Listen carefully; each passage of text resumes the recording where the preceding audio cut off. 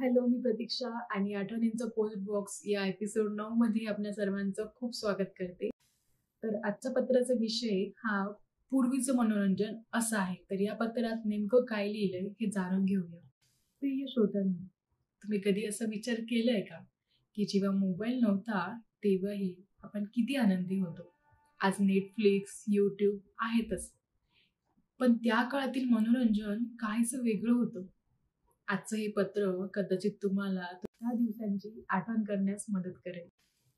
पूर्वी करमणुकीची साधनं फारच कमी होती, पण त्यातून मिळणारा आनंद खरंच वाखाणण्याजोगा होता.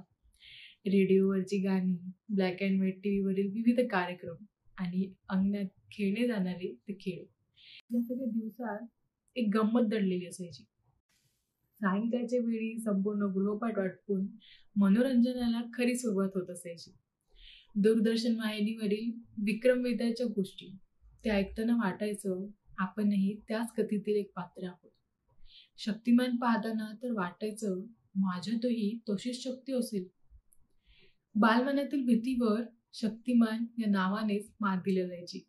रामायणामधले प्रत्येक प्रसंग, जंगल बुक मधला मोगली, शकलका बुमबुम मधलं संजू आणि त्याच्याजवळ असलेली ती जादुई पेन्सिल, सारं काही अगदी मनात कुतूहल निर्माण करणार असायचं.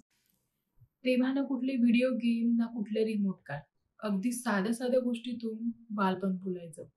विटी दांडू, लगोरी, आट्यापाट्या या खेळांनी फक्त मजा दिली नाही, तर बालपण जगायलाही शिकवलं. आज सगळं एका क्लिकवर आहे. गेम्स, सिरीज, सोशल मीडिया, अगदी सगळं.